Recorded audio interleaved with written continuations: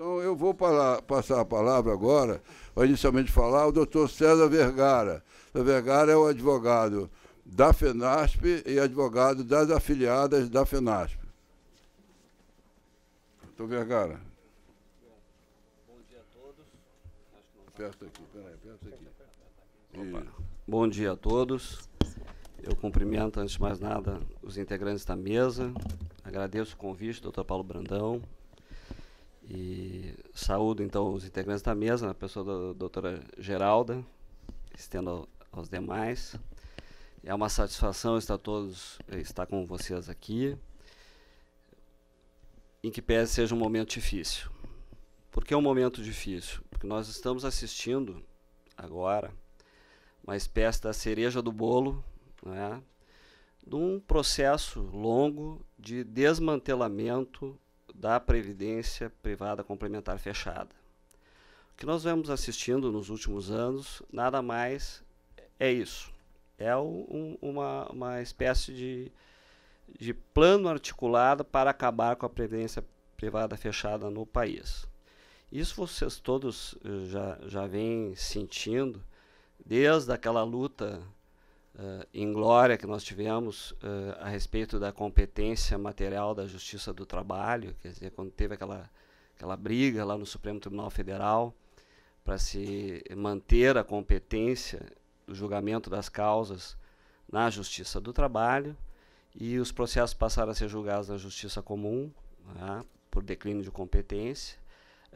Aquela tentativa exitosa dos fundos de pensão levarem a julgamentos processos na Justiça Comum, ela não foi a troco de nada. Quer dizer, já fazia parte de todo um processo bem articulado de busca de uma interpretação do direito da Previdência Privada Complementar que preparasse esse projeto que o Paulo Brandão citou agora, que é assim, preparar para venda, preparar para alienação esses fundos. Eu acredito que para vocês assistirem uma palestra começar dessa forma é impactante, né? Quer dizer, a situação é feia. E vou tentar explicar o porquê. O meu papel aqui como advogado é fazer, antes de mais nada, uma abordagem jurídica. E é isso que eu tenho que fazer aqui. Então, a Previdência Privada Complementar, ela se estrutura sobre uma norma constitucional, que é o artigo 202 da Constituição Federal. O que diz o artigo 202 da Constituição Federal? Diz que a Previdência Privada Complementar será constituída de reservas necessárias à garantia do benefício contratado. Quando o legislador constituinte opta por essa terminologia, ou seja, reservas necessárias à garantia do benefício contratado, ele faz uma opção que a gente vai dizer, em termos de direito, a opção pela força obrigatória dos contratos, por um princípio que é um princípio antigo, lá do direito romano, que se chama pacta sunt servanda, ou seja, os pactos foram feitos para serem mantidos. Então, é este princípio, esta principiologia da garantia daquilo que foi contratado que o legislador constituinte opta como espinha dorsal, como cerne da Previdência Privada Complementar no país. Então, ele vai dizer, este ramo do direito, essa estrutura se baseia na garantia do benefício contratado. Portanto, todas as demais normas que decorrem desta norma-mãe, que é a Constituição Federal, vão ser desdobramentos deste princípio de garantia do benefício contratado. O que eu quero dizer com isso? A Constituição está numa posição vertical. Nós vamos ter normas em posição horizontal que estão abaixo da Constituição, se submetem a ela. Então, todas essas demais normas têm que atender este princípio. Porque o direito é um sistema lógico, é um sistema de complementações, né, que tem que funcionar na hora em que eu preciso interpretar um caso concreto. De modo que, quando as leis complementares, que são a Lei Complementar 108 e a Lei Complementar 109 de 2001, que são as leis que regulam a previdência complementar no país, vão tratar deste assunto, ou seja, vão tratar da previdência complementar privada. Essas leis complementam algo, ou seja, complementam a Constituição. Quem complementa, complementa alguma coisa. Então, lei complementar à Constituição Federal. Quando elas vão complementar este artigo 202, elas vão estabelecer uma série de normas protetivas desta garantia do benefício contratado. E a Lei Complementar 109, eu não sei se vocês já tiveram a oportunidade de ver, o artigo 3º da Lei Complementar 109, ele vai ser o artigo que vai dar origem a este órgão que todo mundo fala muito, a Previc, Superintendência Nacional da Previdência Complementar. Por que é que existe a Previc? Qual é a razão de ser da Previc? É o artigo 3º da Lei Complementar 109. O que diz o artigo 3º? A ação do Estado se dará em proteção dos participantes. Então, é só para isso que existe a bendita Previc. Ela existe para proteger os participantes dos fundos de pensão. E por que existe a necessidade de proteção de participantes? Por que motivo o legislador reconhece a necessidade de proteção de uma parte do contrato? Porque o princípio dos contratos bilaterais é a igualdade entre as partes. Eu pressuponho que as partes que estão contratando sejam iguais entre si. Quando o legislador diz que uma parte precisa ser protegida, ele está reconhecendo que existe uma hipossuficiência, ou seja, a fraqueza de uma das partes frente à outra no contrato. Então, se a Lei Complementar 109 diz a Previdência Complementar, esta ação do Estado se dará em proteção, ele está reconhecendo uma hipossuficiência dos participantes. E cria-se, então, um órgão que vai proteger, que é a Previc. Qual a razão de ser desta hipossuficiência? É que os contratos de previdência complementar são contratos de longa duração. Longa duração e, portanto, onde o elemento confiança é exacerbado. O que eu quero dizer com isso?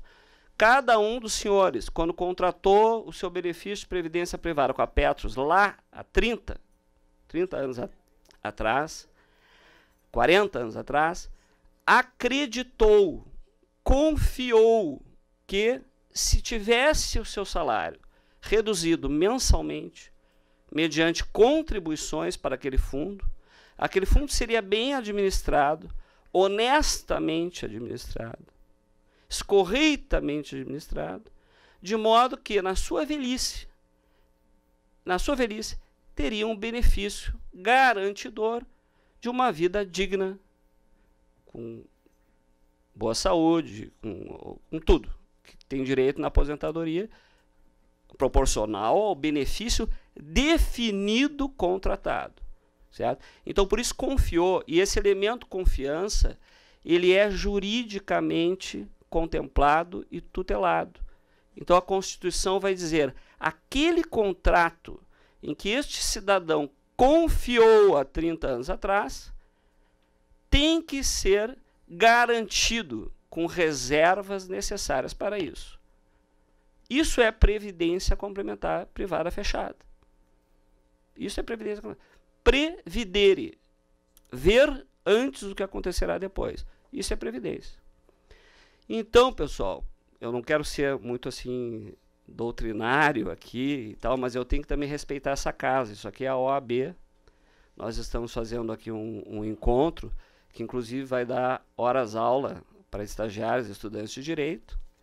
Então eu tenho que buscar aqui um meio termo entre a nossa palestra e algo que seja útil a todo esse público que está ouvindo aqui. De modo que, em cima disso que eu estou dizendo aos senhores, nós vamos encontrar medidas de proteção ao participante. E aí eu vou dizer algo que vai surpreender vocês. O equacionamento de déficit é uma das medidas de proteção ao participante. Porque o déficit é algo perverso para um plano de pensão. O déficit significa o seguinte: o dinheiro está acabando. Daqui a pouco nós não vamos conseguir pagar esses benefícios. Então, a lei prevê que, em determinados casos, por questões estruturais ou conjunturais, quando o plano está deficitário, haja necessidade de proteção desses participantes e haja necessidade de se reestruturar esse plano através de um equacionamento deste déficit. Que causas podem ser essas? Causas como aumento da família real, causas como problemas inflacionários, ou investimentos que não deram certo. Isso aí pode gerar um déficit e a gente tem que recalcular. E como esse plano ele se baseia também em algo que é uma poupança mútua, aquele dinheiro que está lá dentro não é de um ou de outro, é uma poupança que todo mundo botou lá no porquinho, né? Todo mundo botou na mesma poupança. É preciso que essa poupança seja sã, esteja rígida, para que todos recebam seus benefícios. Então, aí vem a necessidade de um equacionamento. Mas esse equacionamento, ele tem que ser legítimo, ele tem que ser honesto, ele tem que estar de acordo com essa estrutura constitucional e legal. Nós vemos muitas vezes advogados e juízes examinarem uma questão desta envergadura à luz de uma mera resolução da Previc. Esquecem que essa resolução só tem eficácia se ela for interpretada à luz da Constituição Federal. Senão ela é algo inconstitucional. Tá? Eu tenho que interpretar uma resolução da Previc sempre no sentido de que ela está ali para servir a uma norma maestra, que é a Constituição Federal. Então, as resoluções, portarias, as leis ordinárias, os decretos, eles estão sempre submetidos a uma força. Imagine que a Constituição é algo que tem uma força que está sempre irradiando. E esta força que irradia da Constituição, ela contamina essas normas todas. Então, esta resolução 26, a resolução que sucedeu da Previc, tem que ser interpretada à luz da Constituição. O que acontece? Eu vou tentar mostrar para vocês, não sei que tempo eu disponho aqui, que as resoluções da Previc dizem exatamente o que eu estou dizendo. Que mesmo no momento de equacionar o déficit, eu tenho que garantir os benefícios contratados. Eu tenho que agir em proteção do participante. Eu queria destacar para vocês algumas coisas. Tá? No caso da Petrobras, nós temos a peculiaridade de que o patrocinador do plano é um ente da administração indireta, ou seja, faz parte da administração pública. Como ente da administração indireta, ele se submete aos princípios da moralidade, da economicidade, certo? E por da legalidade, por estes princípios, é que a Lei Complementar 108, ela tem um artigo que ela diz o seguinte, que porque tanto a Lei Complementar 108 como a 109 diz que a fiscalização das alterações, das revisões dos planos de pensão é de competência da Previc, da Superintendência, ou seja, o Estado, Previc, tem que fiscalizar os planos para ver se aquela norma lá de proteção dos participantes, de garantia dos benefícios, está sendo atendida. O papel do Estado é esse. No caso da Lei Complementar 108, no caso em que a Petrobras está como patrocinadora, a lei tem um detalhe, ela diz o seguinte: nesses casos, o fato de haver fiscalização da Previc não exime o patrocinador de exercer a fiscalização das atividades do fundo de pensão. Então, vejam bem, a Petrobras, ela tem uma função, uma dupla função aqui. Ela, além de patrocinadora, ela é fiscalizadora. Então, se este plano está chegando à bancarrota, se este plano está chegando onde chegou, se deu por omissão da direção da Petrobras também, que tinha o papel legal e constitucional, por ser um órgão da administração indireta, na forma da Lei Complementar 108, de fiscalizar o que estava acontecendo. E não o fez. E isso é um detalhe da lei que passa desapercebido. Isso é muito importante. Bom, como o tempo está acabando, eu tinha bastante outras coisas para dizer. Resumindo aqui, para tentar encurtar. Equacionamento do déficit. Tá? Esse equacionamento proposto pela Petros, simplesmente, ele não atende à norma constitucional. Não atende por quê? Ele não vem em proteção dos participantes, porque tem um vício original. Qual é o vício original? Se vocês entrarem no site da Petros e examinarem o plano de equacionamento que aparece ali, vão ver que dentre as causas do déficit aparecem provisões judiciais, acordos de níveis, revisão dos 90% do teto operacional. Então, várias questões que não são as questões que geralmente geram o déficit, ou seja, de a mudança de família real, investimentos, etc. Que questões são essas? Essas questões, na verdade, dizem respeito a dívidas da Petrobras para com o plano. E essas dívidas da Petrobras deveriam ter sido sanadas antes de se fazer o equacionamento e não depois. E nem tampouco poderiam ser ignoradas. Vejam vocês que o próprio plano de equacionamento reconhece que esse resultado deficitário vem desde 2013. Ou seja, são anos e anos se acumulando essa situação. E com causas na dívida da patrocinadora também, dentre outras, essa. Essa dívida não só tinha que ser reconhecida, como tinha que ser confessada como requisito prévio.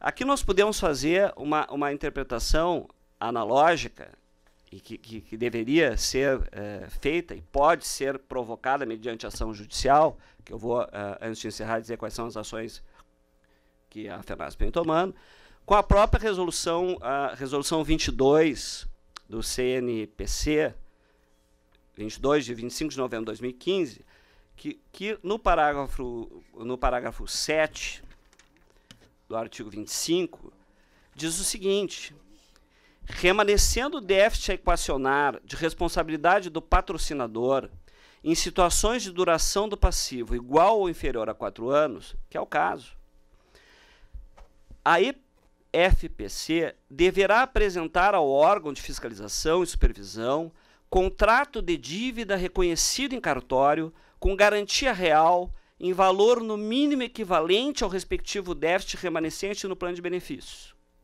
O que significa isso? Aqui a resolução diz: eu tenho que equacionar o déficit sempre obedecendo o princípio constitucional da garantia dos benefícios contratados. Se o patrocinador tem dívida com o fundo, eu só posso fazer o equacionamento se houver uma garantia real. O que é garantia real? Bens, imóveis, móveis, tem que ser dados em garantia dessa dívida. Senão eu não posso equacionar. Porque eu não posso equacionar com um patrocinador devedor que diz devo, não nego, pagarei quando puder. Eu não posso transferir esse ônus para o participante de boa-fé. Porque hoje o princípio da boa-fé é positivado, o princípio da boa-fé está no Código Civil. Não sei se vocês sabem disso, durante muito tempo a boa-fé era só um princípio geral de direito. Mas com a alteração do Código Civil, em 2002, passou a ser uma norma positiva, ou seja, está no Código Civil, as partes têm o dever de agir de boa-fé. Certo? Então, assim, aqui, se eu equacionar o déficit com dívida da patrocinadora e não exigir uma confissão de dívida e não exigir uma garantia real de que ela vai pagar essa dívida, eu estou agindo de má fé com os participantes, porque eu estou exigindo que os participantes paguem essa dívida, em última análise. É isso que eu estou exigindo.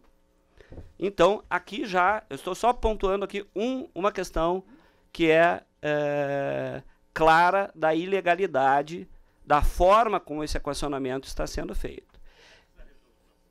É a resolução 22, CNPC, 22 de 25 de novembro de 2015. Bueno, é importante... A resolução 22 alterou a 26. É. A 26 é o guarda-chuva. A 22, então, alterou fundamentalmente a 26. Ela complementa a resolução 26, que é a resolução que disciplina o equacionamento de déficits na Previc. Uma outra resolução importante é a resolução 3.792 do Conselho Monetário Nacional, que diz o seguinte, deixa eu pegar aqui, ela diz que os administradores dos fundos têm que adotar práticas que garantam o cumprimento do seu dever fiduciário. Fiduciário é confiança. Em relação aos participantes dos planos de benefício. Então aqui eu fazendo um equacionamento sem exigir garantia real de pagamento da dívida é adotar uma prática que rompe completamente qualquer fidúcia. Então, na verdade, assim, nós poderíamos passar a tarde aqui esmiuçando resoluções, normas, leis, decretos, porque o direito funciona com um sistema. E o sistema da Previdência Complementar Privada, isso caberia um seminário, entende? Assim, o direito da Previdência Complementar Privada, ele é um sistema estruturado numa norma constitucional estruturante, que é o artigo 202 da Constituição Federal, que fala garantia dos benefícios contratados. Se o equacionamento do déficit serve para isso, ele tem que estar dentro desse sistema. O ministro Eros Grau, como professor, como doutrinador, dizia: o direito não se interpreta em tiras. No direito alemão, nós temos o Karl Larens, que fala do direito como sistema. Então, assim, o direito é um sistema. Eu não posso examinar uma resolução dessas dissociada da Constituição Federal.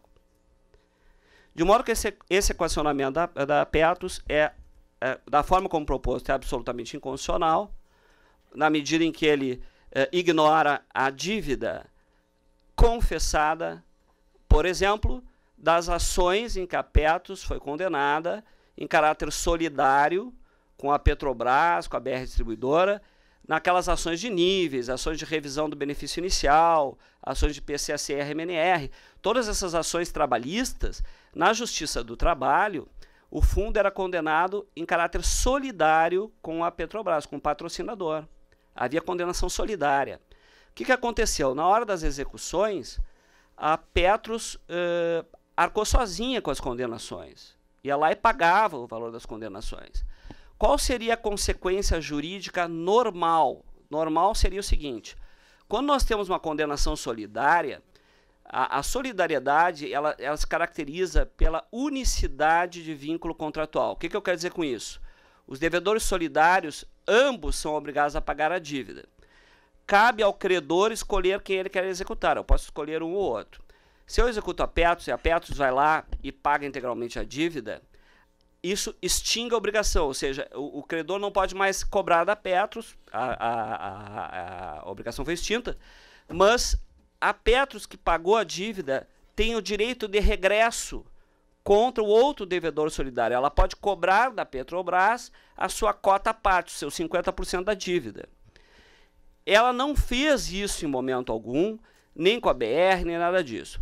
Isso ensejou duas ações já ajuizadas, são patrocinadas por mim, em nome da FENASP, das associações, da EPET, da PAP, etc. Nós entramos com as ações de obrigação de fazer para obrigar a Petros a cobrar esta dívida e obrigar a patrocinadora a depositar nos cofres da Petros esses valores. Quer dizer, os valores em que a patrocinadora deveria ter pago e não pagou das condenações solidárias, certo? Esses valores teriam que ter vindo ao fundo como condição prévia ao equacionamento. Ou, no mínimo, se não vierem, eles têm que ser consignados e têm que ser garantidos como condição prévia. Porque, senão, o participante vai pagar por isso. Então, essas ações nós já entramos dentro de uma linha estratégica de ações para tentar barrar esse equacionamento que eu chamo inconstitucional.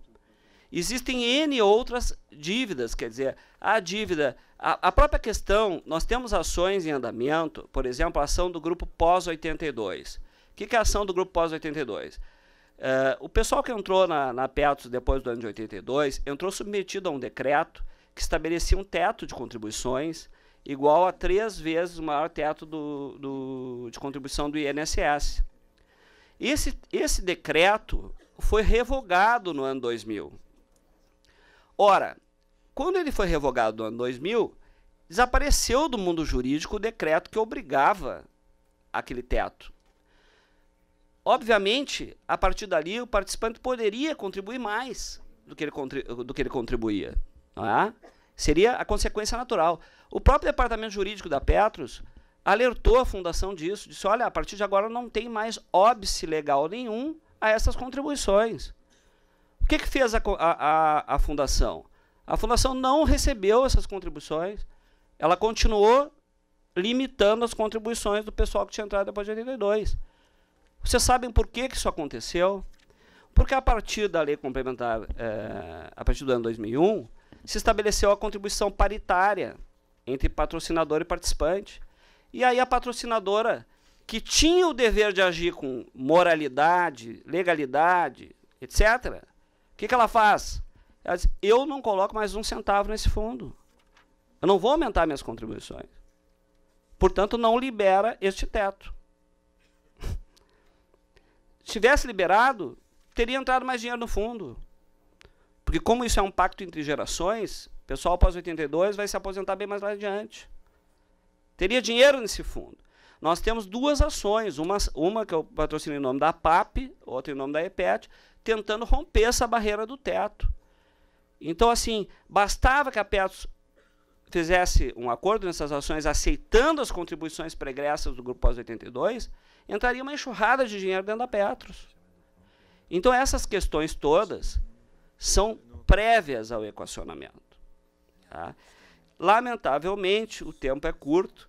Eu queria dizer a vocês, alertar um pouco sobre o perigo de certas demandas que a gente vê por aí, às vezes, sendo propagandeadas, no sentido, vamos entrar com uma ação para não pagar a contribuição. Tá? Tem que ter cuidado, porque o STJ já tem um posicionamento firmado no sentido da inexistência de direito adquirido a regime de contribuição na previdência privada. Certo? Isso é uma posição formada do STJ. Então, se eu for bater contra isso, eu não vou ter sucesso na minha demanda. Então, a discussão judicial tem que ser outra. Tem que ser, a meu ver, pelo menos, tem que ser no sentido seguinte. Olha, equacionar pode porque é uma medida de proteção ao participante, mas tem que equacionar aquilo que é real, aquilo que é verdadeiro. E tem que responsabilizar quem deu origem a certas irregularidades aqui dentro. Se foram feitos investimentos ilegais, se houve falha de uma ordem ou de outra, isso tudo tem que ser investigado e tem que ser levado adiante. Agora, se não cobrou a dívida, tudo isso é prévio. O que faz a federação e que eu represento e as associações? Nós estamos tomando uma série de medidas que são essas ações de cobrança. Este processo de equacionamento ele tem um rito que vai ser seguido administrativamente ainda. Existe a possibilidade de ingresso como interessado no processo administrativo, existe a possibilidade de recurso administrativo, existe a possibilidade de mandado de segurança contra o ato que aprovar o equacionamento. No momento que há criação de contribuições extraordinárias, isso vai implicar em revisão do regulamento e, portanto, tem que ter a chancela da Previc. O ato de aprovação da Previc é impugnável via mandado de segurança e de recurso também é na Câmara. Lamentavelmente, a Previc hoje se furta do seu papel de proteção dos participantes. O que nós assistimos, pelo menos recentemente no STJ, no julgamento do recurso extraordinário 14.35837, que está suspenso e no qual se discute a aplicabilidade da norma que deve ser utilizada para o cálculo do benefício inicial da complementação de aposentadoria, se aquela da data do ingresso ou da data do desligamento, foi a Previc fazer uma sustentação oral absolutamente contrária ao interesse dos participantes, ou seja, dizendo que não se aplicava, não havia direito adquirido. Eu compilei alguns casos aqui de recursos administrativos do Conselho da Câmara de Recursos de Previdência Complementar, que são desanimantes, dois deles casos em que havia equacionamento de fundos e que havia se estabelecido contribuições distintas, contribuições maiores para o patrocinador e menores para os participantes, e a Previc condenou os conselheiros em multa por entender que esse procedimento era ilegal porque quebrava a paridade, embora fossem contribuições extraordinárias. E aí tem toda uma discussão doutrinária acerca da diferença entre contribuições normais, que é o que fala a lei, e contribuições extraordinárias, e isso poderia, então, dar uma grande discussão até de viés constitucional. Mas o que eu quero dizer é que esses conselheiros foram condenados por terem optado por um equacionamento menos gravoso para os participantes. E num caso da Postales, que um conselheiro havia sido condenado por investimentos duvidosos, quando chegou na Câmara de Recursos, ele foi absolvido e a condenação foi convertida em mera advertência. Eu tenho os números dos autos de infração aqui. Então, para vocês verem como é que o órgão, digamos, a jurisprudência deste órgão administrativa. O que eu quero dizer com isso? Nós temos um caminho a trilhar? Temos. Me parece que a trilha administrativa é importante para que nós tenhamos tempo de, na seara administrativa, esgotarmos as instâncias, instruirmos o máximo possível o processo, para depois este processo ser utilizado numa discussão judicial, se for necessário. Assim o fizemos no processo administrativo da separação de massas. Nós ingressamos como terceiro interessados no processo da separação de massas, em nome da EPET, da FENASP. Esse requerimento foi apreciado pela Previc.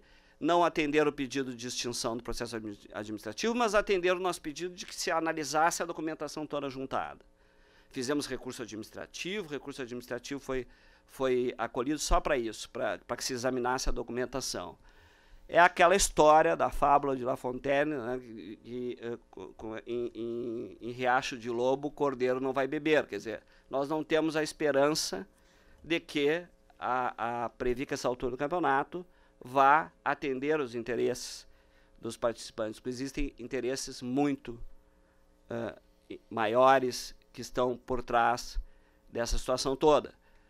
Mas é importante nós fazermos esse périplo administrativo e, em cima disso, estarmos municiados para as ações judiciais cabíveis, que são ações, digo eu, que têm que ser fundamentadas na violação constitucional e na violação dessas normas todas que eu digo que são o sistema da Previdência Complementar Privada. Eu espero que eu tenha contribuído de alguma forma para esclarecer o panorama para vocês. a intenção aqui era passar um quadro. Eu sei que o quadro não é alvissareiro, né? Mas existem medidas, quer dizer, existem as ações que a federação está tomando. Eu acho importante também deixar claro que esta articulação de advogados que está sendo feita é extremamente importante, e por isso aqui eu parabenizo a iniciativa do Paulo Brandão. Talvez seja a primeira vez que a gente esteja tão articulado, né, e seguindo a mesma linha de conduta. Eu acho que isso faz a diferença, porque é sempre ruim quando vários advogados entram com ações com fundamentos totalmente distintos e colocando em risco essa defesa. Acredito que nós temos, mas eu acredito que essa ação da FUP, que eu não conheço a fundo a ação, eu examinei os pedidos, ela não vai ser uma ação que possa prejudicar o andamento das medidas que a federação vai tomar. São abordagens distintas, não é? São abordagens distintas. Pelo que vi, parte das matérias ali já estão sendo abordadas em ações nossas que são mais antigas, como, por exemplo, o mandado de segurança da separação de massas, que é muito antigo da FENASP, né? Só não haverá uma litispendência pela questão da diferença de rito, porque se fossem ações ordinárias, a nossa ação seria mais antiga e preventa, né? Teria que extinguir essa ação da FUP. Não pode, porque são ações com rito diferente. A nossa ação é um mandado de segurança, que é uma ação mandamental, e a ação que ela entrou é uma ação condenatória. Então não tem como pensar, não tem como reunir. Mas os provimentos se confundem. Existe, no mínimo, uma questão de continência, uma relação de conteúdo entre essas demandas. De modo que espero ter atendido o convite, agradeço muitíssimo a paciência, a atenção com que me ouviram e fico à disposição dos senhores. Muito obrigado.